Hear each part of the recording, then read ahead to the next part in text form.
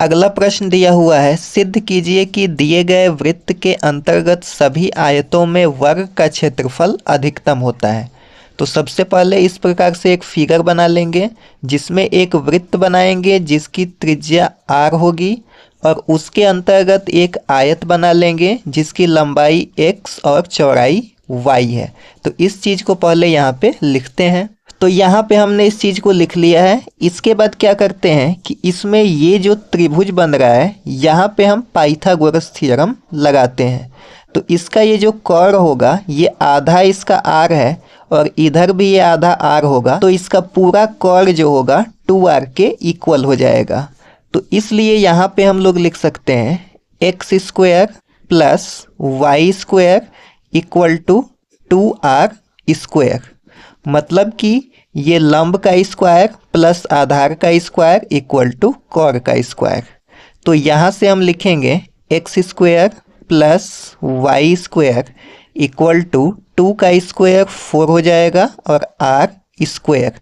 मतलब कि अगर यहाँ से हम y की वैल्यू निकालें y स्क्वायर की तो हमको मिलेगा 4r square minus X square. इसको हम लोग इक्वेशन फर्स्ट बना देते हैं। इसके बाद हमें इस आयत के क्षेत्रफल को अधिकतम दिखाना है। तो सबसे पहले आयत का क्षेत्रफल निकाल लेते हैं। आयत का क्षेत्रफल होता है x इंटू वाई, मतलब कि ये लंबाई और चौड़ाई को गुणा कर देंगे तो यहाँ से हमको क्षेत्रफल मिल जाएगा।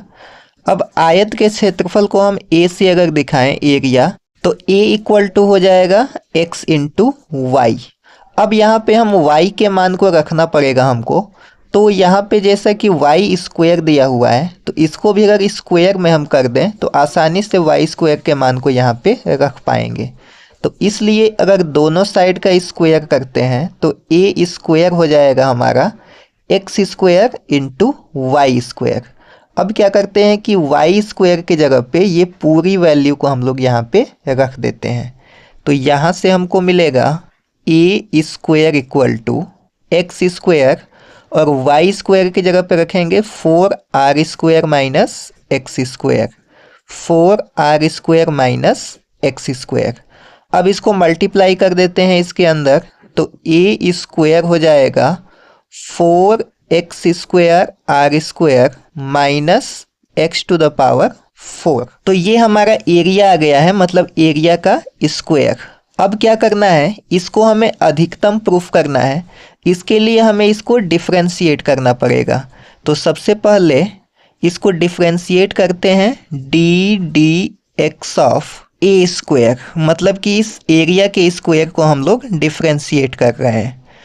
तो एक्स स्क्वायर का जब डिफरेंशिएशन करेंगे तो 2x होगा, मतलब कि ये मल्टीप्लाई करके 8x हो जाएगा और आर स्क्वायर कॉन्स्टेंट है तो R square minus X to the power 4 का differentiation 4x to the power 3 होगा। इसके बाद यहाँ से हम पुनः इसको दोबारा जब डिफरेंशिएट करेंगे तो D square A square divided by D X square, इसको दोबारा डिफरेंशिएट करेंगे तो ये हो जाएगा 8r स्क्वायर, क्योंकि x का डिफरेंशिएशन 1 होता है, माइनस 3 का 4 में मल्टीप्लाई होगा तो होगा 12x स्क्वायर। तो दोबारा डिफरेंशिएट करने पे ये हमको प्राप्त होगा। अब अधिकतम प्रूफ करने के लिए जो हमने फर्स्ट टाइम डिफरेंशिएशन किया था उसको 0 के इक्वल रख करके x की वैल्यू निकालना पड़ेगा। तो हम लिखेंगे उच्छिष्ट तथा निम्निष्ट के लिए D A square upon D x को 0 के इक्वल रखेंगे तो ये इसका मान यहाँ पे है 8x R square minus 4x cube equal to 0। अब यहाँ से क्या करते हैं कि एक x से इसका एक x काट देते हैं तो यहाँ से हमको मिलेगा 8r square equal to 4x square. ये 4 से 2 बार में 8 कट जाएगा तो यहाँ से हमको x स्क्वायर इक्वल टू मिलेगा 2r स्क्वायर, या फिर x का मान निकालें तो हमको मिलेगा √2r। तो अब इस x के मान को क्या करेंगे कि जो हमने डबल डिफरेंशिएशन मतलब कि सेकेंड ऑर्डर डेरिवेटिव किया था इसमें ले जा करके रखेंगे और यहाँ से देखेंगे कि ये अधिकतम होता है कि नहीं होता है। तो इसको थोड़ा सा ऊपर कर लेते हैं। यहाँ पे लिखते हैं x के मान को D square A square upon D X square में रखने पर, तो D square A square upon D X square का मान यहाँ पे दिया हुआ है, इसमें इसे हम रखेंगे। तो लिख लेते हैं इसको D square A square upon D X square, और यहाँ पे लिख लेते हैं x equal to under root 2r, मतलब कि x के जगह पे रखने पर। तो ये होगा 8r स्क्वायर माइनस 12। अब x के जगह पे हम लिखेंगे under root 2r, under root 2r, और इसका स्क्वायर, क्योंकि x का स्क्वायर दिया हुआ है। थोड़ा सा इसको और सॉल्व कर लेते हैं। तो यहाँ से मिलेगा 8r square minus under root 2 का स्क्वायर 2 हो जाएगा, और 2 12 जा हो जाएगा 24, और r स्क्वायर। अब 8r स्क्वायर में से 24r स्क्वायर जब हम माइनस करेंगे तो हमको मिलेगा -16r स्क्वायर। क्योंकि ये नेगेटिव में आ चुका है इसका वैल्यू, तो लिखेंगे लेस देन 0। अतः यह महत्तम है। अब यहाँ पे देखने वाली बात यह है कि अगर D square A square upon D X square, मतलब कि जो दूसरे बार हम डिफ्रेंसिएशन किए हैं उसमें x का मान रखने के बाद अगर ये 0 से छोटा आता है, इसका मतलब कि महत्तम या अधिकतम होता है। और अगर ये 0 से बड़ा आता है, मतलब पॉजिटिव वैल्यू, इसका मतलब कि कहेंगे कि न्यूनतम है। तो हमको महत्तम ही प्रूफ करना था। तो यहाँ से सिद्ध होता है कि x equal to under root 2r पे इसका मान जो है महत्तम होगा। तो यहाँ से इसका क्षेत्रफल जो है महत्तम प्रूफ हो चुका है, मतलब कि अधिकतम। अब हमें क्या प्रूफ करना था, यहाँ पे देख लेते हैं कि इसके अंदर ये जो आयत बना हुआ है इसको हमें वर्ग प्रूफ करना था। तो आयत को वर्ग प्रूफ करने के लिए एक तरीका है कि इसका लंबाई और चौड़ाई दोनों को अगर इक्वल प्रूफ कर दें तो यहाँ से हम सिद्ध कर सकते हैं कि यह एक वर्ग है। तो यहाँ पे y स्क्वायर का मान दिया हुआ है 4r square minus X square. इसको लिख लेते हैं। y स्क्वायर जो था 4r square minus X square के बराबर था। अब इसमें क्या करते हैं कि x के इस मान को रखते हैं। तो यहाँ पे लिख लेते हैं x के मान को रखने पर y square equal to 4r square minus x के जगह पे रखेंगे अंडर रूट 2r और इसका स्क्वायर, मतलब कि 4r स्क्वायर, अंडर रूट 2 का स्क्वायर 2 हो जाएगा और r का स्क्वायर r स्क्वायर, मतलब कि 4r स्क्वायर में से 2r स्क्वायर माइनस करेंगे तो 2r स्क्वायर मिलेगा। अब यहाँ से हम क्या करते हैं, ये तो y स्क्वायर का मान है, हमको y का मान चाहिए, तो इसको अंडर रूट में रखेंगे तो ये हो जाएगा अंडर रूट 2, और r स्क्वायर का जब हम अंडर रूट करेंगे तो ये r हो जाएगा। मतलब कि x का मान भी अंडर रूट 2r है और यहाँ से y का मान भी अंडर रूट 2r है, मतलब कि ये जो y है x के इक्वल है। तो लंबाई और चौड़ाई दोनों इक्वल हो चुके हैं, तो इसलिए यहाँ पे हम लिखेंगे अतः यह एक वर्ग है। तो यहाँ से वर्ग भी प्रूफ हो चुका है और इसका क्षेत्रफल महत्तम भी प्रूफ हो चुका है। इसलिए यहाँ से लिख सकते हैं हम कि महत्तम क्षेत्रफल वाला आयत एक वर्ग है। मतलब कि वृत्त के अंतर्गत जो महत्तम क्षेत्रफल वाला आयत बनेगा वह एक वर्ग होगा। इस प्रकार से इसे प्रूफ किया जाता है। अगला प्रश्न दिया हुआ है, सिद्ध कीजिए कि दी हुई तिर्यक ऊंचाई और उच्चिष्ट आयतन वाले लंब वृत्तीय शंकु का अर्धशीर्ष कोण tan इनवर्स √2 होता है।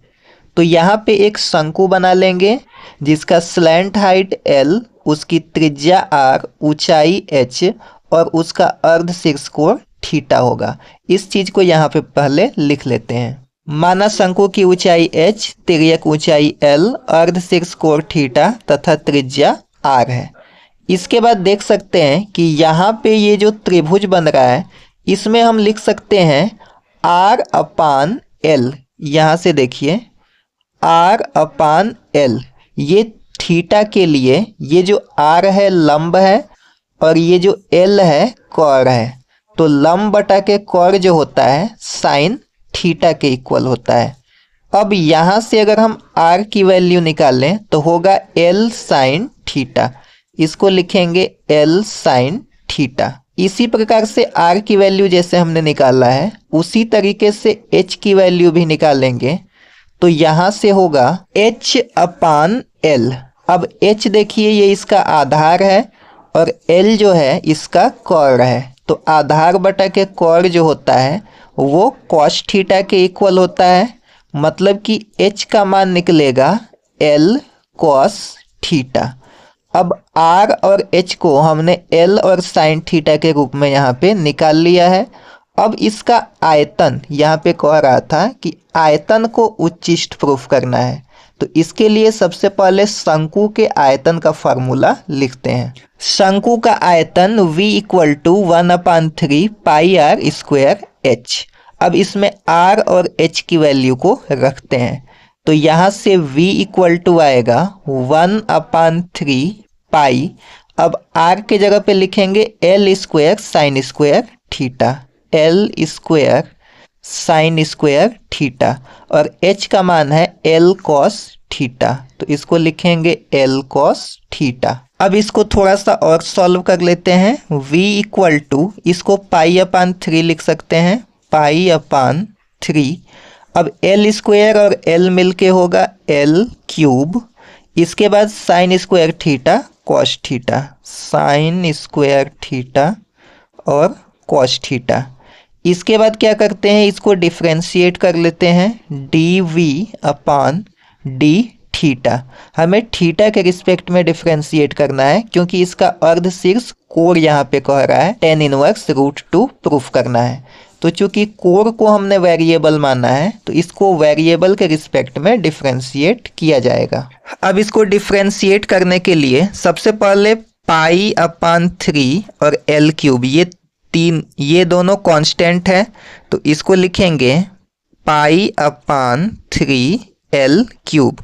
अब थीटा के रिस्पेक्ट में कर रहे हैं तो केवल थीटा का ही डिफ्रेंशिएशन होगा, तो यहाँ पे हम लोग थीटा वाले का डिफ्रेंशिएशन करते हैं। अब यहाँ से देखिए कि ये u इंटू वी के रूप का है, मतलब कि दोनों का यहाँ पे मल्टीप्लिकेशन हुआ है, तो u डॉट वी का फार्मूला लगाएंगे, मतलब कि साइन स्क्वायर थीटा को सेम रखते हैं और कॉस थीटा का डिफ्रेंशिएशन करते हैं। तो कॉस थीटा का डिफ्रेंशिएशन होता है माइनस साइन थीटा, इसके बाद प्लस। अब क्या करेंगे, कॉस थीटा को सेम लिखेंगे, कॉस थीटा को यहाँ पे रख देते हैं। अब साइन स्क्वायर थीटा मतलब कि साइन थीटा का होल स्क्वायर, इसको डिफ्रेंशिएट करेंगे तो 2 पहले आ जाएगा, उसके बाद आएगा साइन थीटा, और साइन थीटा का डिफ्रेंशिएशन कॉस थीटा। अब इसको सॉल्व कर लेते हैं, D V upon D theta, तो ये बनेगा पाई अपान 3 एल क्यूब ये वाला। अब साइन स्क्वायर थीटा और साइन थीटा मल्टीप्लाई होगा तो साइन क्यूब थीटा, नेगेटिव में लिखेंगे, नेगेटिव वाले को बाद में लिख लेंगे, पहले इसको लिखते हैं 2 साइन थीटा, ये होगा 2 साइन थीटा। अब ये कॉस थीटा और cos theta, cos square theta, उसके बाद ये माइनस साइन क्यूब थीटा। तो ये यहाँ पे D V upon D theta आ चुका है। इसके बाद क्या करते हैं कि इसका डबल डिफ्रेंशिएशन करते हैं, मतलब second order derivative, D square V upon D theta square. दोबारा डिफ्रेंशिएशन करेंगे तो ये फिर से कांस्टेंट है, पाई अपान 3 एल क्यूब। अब इनका डिफ्रेंशिएशन हमको करना है, मतलब कि ये फिर से यहाँ पे u इंटू वी के रूप का हो गया, मतलब कि 2 कांस्टेंट, पहले इसको लिख लेते हैं, फिर साइन थीटा को सेम लिखते हैं।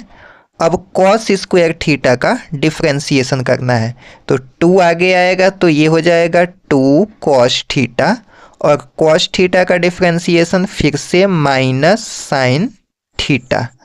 इसके बाद क्या करते हैं कि कॉस स्क्वायर थीटा को प्लस करके कॉस स्क्वायर थीटा को सेम टू सेम रख लेते हैं। अब साइन थीटा का डिफरेंशिएशन करेंगे तो ये कॉस थीटा होगा। तो इतना हो चुका है माइनस, ये इसको x का क्यूब पढ़ेंगे मतलब कि साइन थीटा का क्यूब, तो इसका डिफरेंशिएशन करेंगे तो 3 आगे आ जाएगा और ये हो जाएगा साइन स्क्वायर थीटा, और साइन थीटा का दोबारा डिफरेंशिएशन करेंगे तो कॉस थीटा। तो इसको एक बार और सॉल्व कर लेते हैं। तो ये इसको थोड़ा सा ऊपर करेंगे, D square V upon D theta square equal to pi upon 3 L cube. इसके बाद क्या करते हैं कि इसका मल्टीप्लाई कर देते हैं, तो ये हो जाएगा 4, और ये साइन थीटा और sine theta sine square theta, लेकिन ये नेगेटिव में होगा तो इसको बाद में लिखेंगे, पहले इस पॉजिटिव वाले को लिख लेते हैं। ये 2 का मल्टीप्लाई जब होगा, क्योंकि ये 2 जो था ये दोनों के अंदर मल्टीप्लाई करेगा, अगर यहाँ पे एक ब्रैकेट और लगा दें तो ये ठीक रहेगा। 2 का मल्टीप्लाई यहाँ पे करेंगे तो ये हो जाएगा 2। अब कॉस स्क्वायर और कॉस थीटा मतलब कि कॉस क्यूब थीटा, इसके बाद इस माइनस वाले को लिख लेते हैं माइनस, ये 2 2 जा 4। अब ये साइन थीटा और साइन थीटा हो जाएगा साइन स्क्वायर थीटा, और ये वाला कॉस थीटा, माइनस ये 3 साइन स्क्वायर थीटा, इसको सेम टू सेम लिखना है कॉस थीटा। ये इसमें से पूरा का पूरा माइनस हो जाएगा, तो यहाँ से D square V upon D theta square pi upon 3 L cube, ये होगा 2 कॉस क्यूब थीटा, माइनस 4 और 3 हो जाएगा 7 sign square theta cos theta.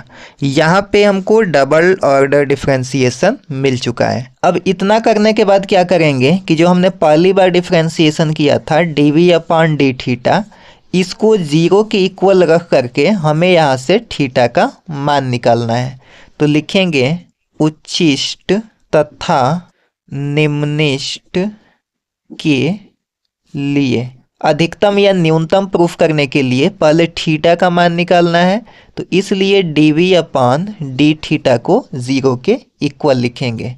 अब यहाँ से डी और डी थीटा का मान यहाँ पे लिख लेते हैं, ये है पाई अपॉन 3 एल क्यूब, ये पूरा 2 sine theta cos square theta minus sine cube theta. ये कॉमन है, यहाँ पे अगर ब्रैकेट लगा लें तो ये ठीक रहेगा।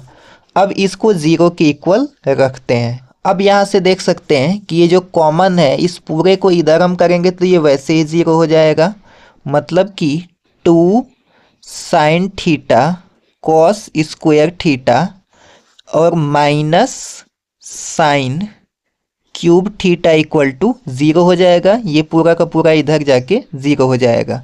इस माइनस वाले को राइट हैंड साइड ले जाएंगे तो 2 sine theta cos square theta equal to sine cube theta.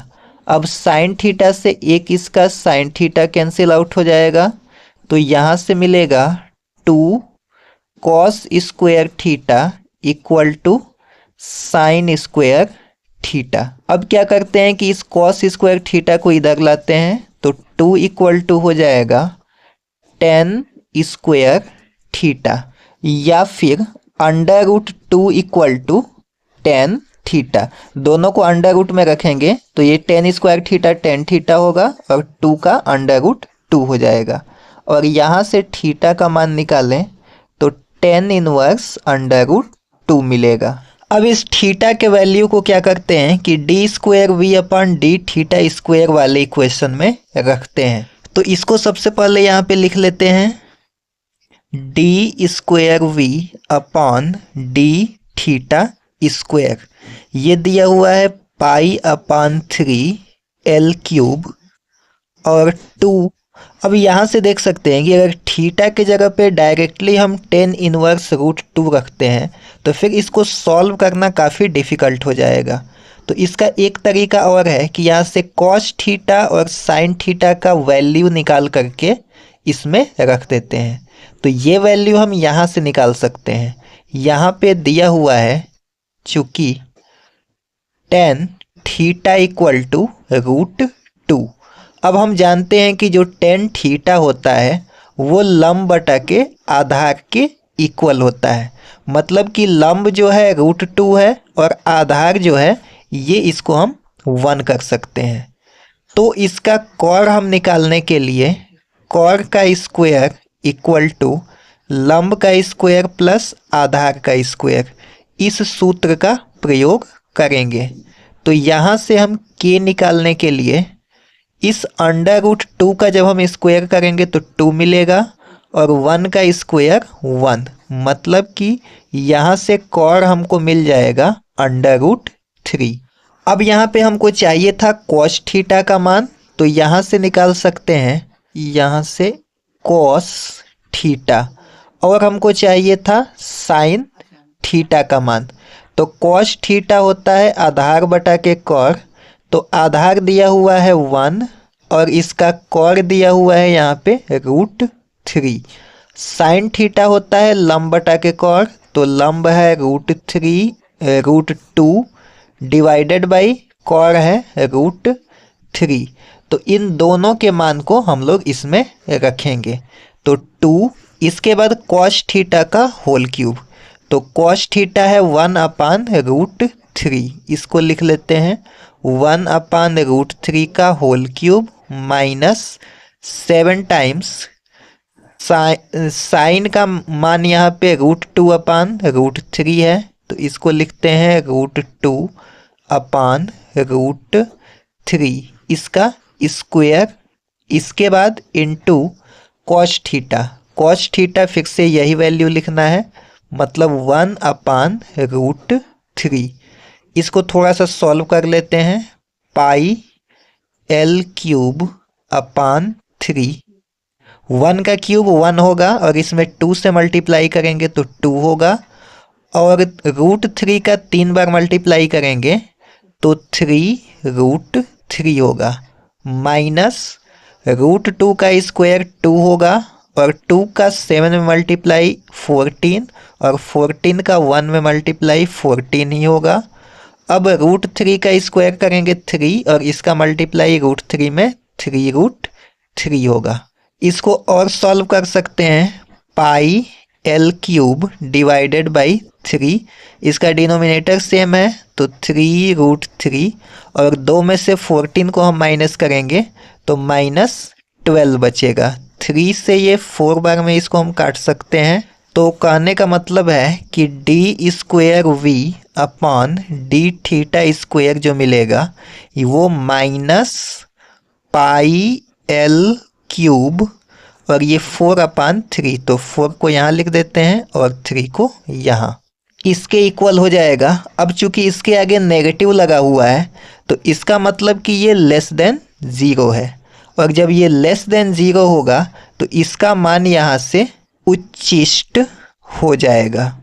इसका मतलब कि थीटा के इस मान के लिए ये जो आयतन है ये उच्चिष्ट है। तो यहाँ से हम लिख सकते हैं theta equal to tan inverse √2 पर आयतन उच्चिष्ट है। तो इस प्रकार से आप लोग इसे प्रूफ करेंगे।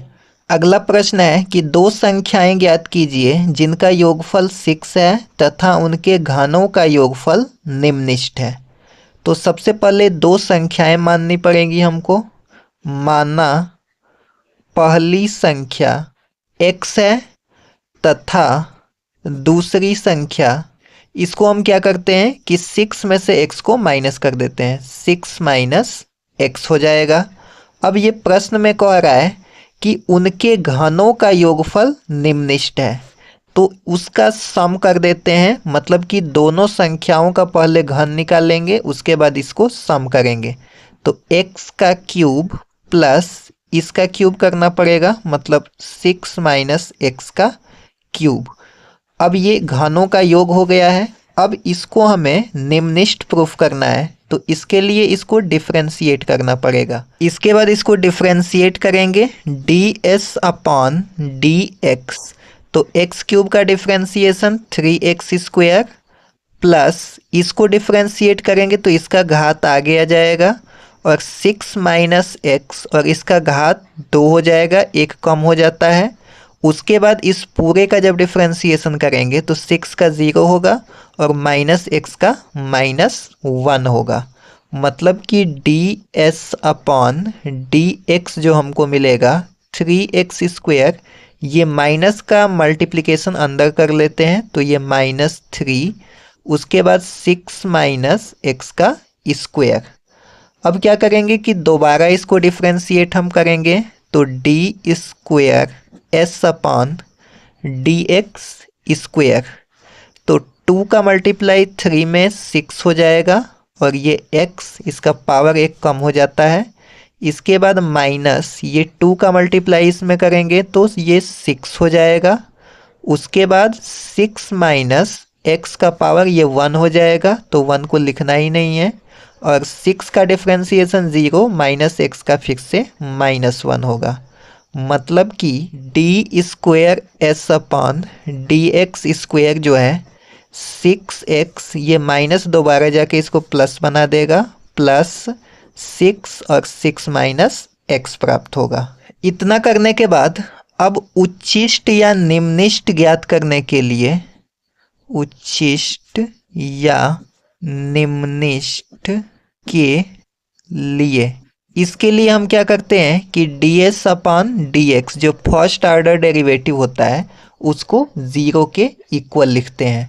तो ये हमारा है फर्स्ट ऑर्डर डेरिवेटिव, इसको 0 के इक्वल लिखेंगे तो ये होगा 3x² माइनस 3 6 माइनस एक्स का होल स्क्वायर इक्वल टू 0। अब इसको क्या करते हैं कि 3 दोनों में से कॉमन है तो 3 को कॉमन कर लेते हैं तो ये बचेगा x² माइनस ये 3 यहाँ से कॉमन हो जाएगा और ये बचेगा 6 माइनस एक्स का स्क्वायर इक्वल टू 0। ये पूरा उधर जाके 0 हो जाएगा। अब x² minus a minus b का होल स्क्वायर तोड़ेंगे तो a का स्क्वायर 36 प्लस b का स्क्वायर -2ab इक्वल टू 0।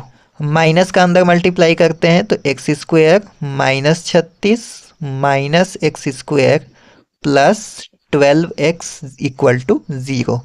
इससे ये पूरा कट जाएगा, -36 को उधर हम भेज देंगे तो 12x इक्वल टू 36, ये 12 से 3 बार में कट जाएगा। मतलब कि x जो है 3 हमको प्राप्त हो चुका है।